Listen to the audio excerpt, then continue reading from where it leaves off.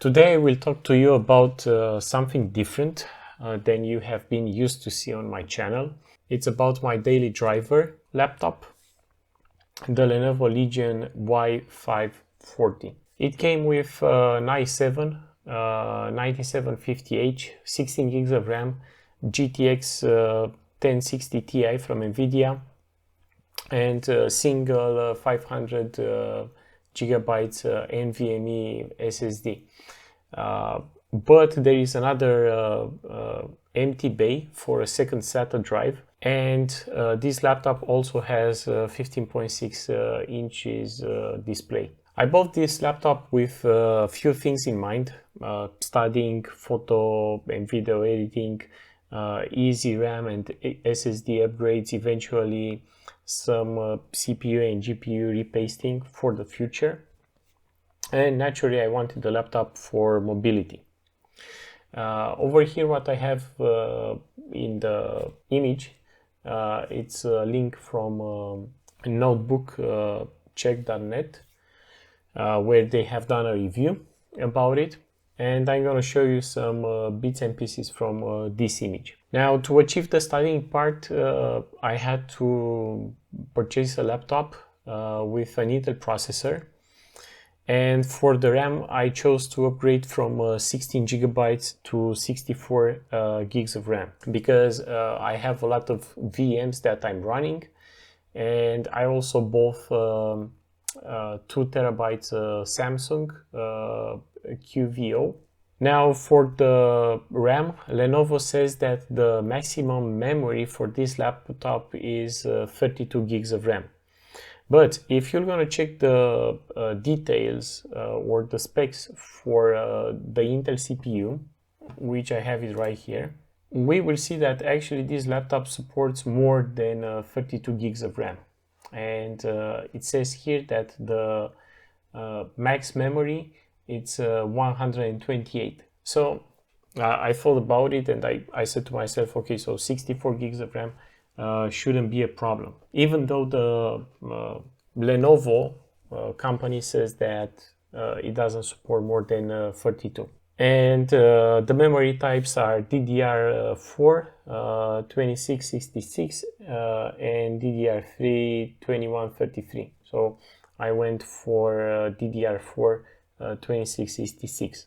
And for the RAM I chose some HyperX modules. One DIMM has 32 gigs of RAM, DDR4 2666 megahertz, and CL16. And for the video and photo editing, the CPU and GPU are doing a good job, I would say.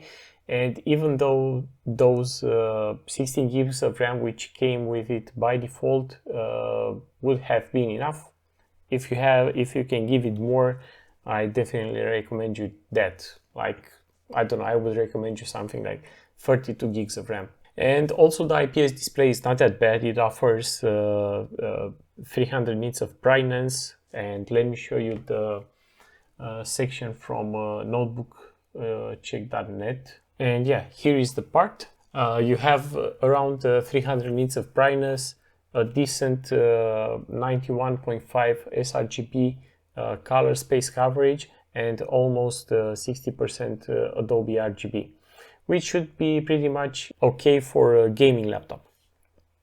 But if I would like to edit my videos and photos, I'm usually connecting my laptop to an external monitor where I have 99.9 color space coverage for sRGB and 96% of Adobe RGB. But if you're on the go, this should be pretty much okay. On this laptop, you can also do some 1080p video gaming, and the display is 144 Hz. But I actually never tried to game on this laptop, since I have a PS4 Pro for gaming. About the price of the laptop plus the upgrades, it just got me a little bit over 1600 euros. The laptop came a little bit over 1100 euros plus the RAM, which were around 300 euros. plus the second SSD for another 200 euros.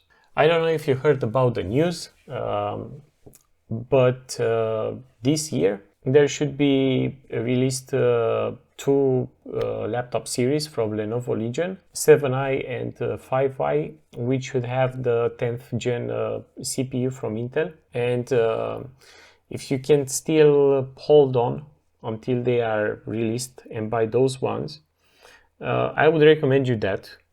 But if you can't, you can take a look at the last year's model, 2019, which are pretty good. 9th gen from Intel is quite good. And regarding the 10th gen from Intel, I heard that you cannot actually undervolt these new CPUs, which is, in my opinion, a drawback. Now, the difference between the 10th gen and the 9th gen in performance is should be around 10 to 15% increase. But if you're gonna take a look at the last year's model, most probably you're gonna get a lot of discounts. This is how I got my laptop on discount. This is how I got the RAM on discount. This is how I got my SSD on discount. So a lot of discounts. And for the whole money, I would say that would be very good. And I'm actually thinking that this is some kind of extremely good laptop for 1600 euros.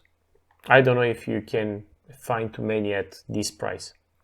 And especially if you're comparing it to something like a Lenovo ThinkPad P1 second generation that starts at minimum 2100 euros and it performs very similar. But on the P1 you have better design, you have USB Thunderbolts. On this one you don't have the Thunderbolt port. But that's not such a big issue for me, at least. If it's a big issue for you, you might want to take a look at the Y540 from Lenovo. And naturally, except the Thunderbolt port, the P1, the ThinkPad P1 has a better display. It has also an SD card reader in it. So the port selection is a lot better. And also the quality of the laptop. Another cool feature for Lenovo laptops is that when you have the power cable plugged in, there is a feature in Lenovo Vantage tool to actually extend the lifespan on the battery. The disadvantages for this laptop, they are not so disturbing for me, since I'm using it mainly for studying.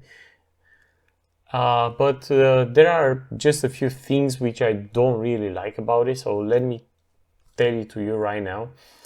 It comes with Windows 10 Home Edition, so if you want to take advantage of the RDP or Hyper-V features or something else, or BitLocker encryption, you need to upgrade to a Pro license, Windows Pro, for which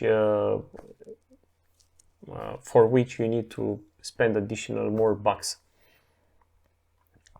Like I said, there is a USB Type-C, but it's not a Thunderbolt port.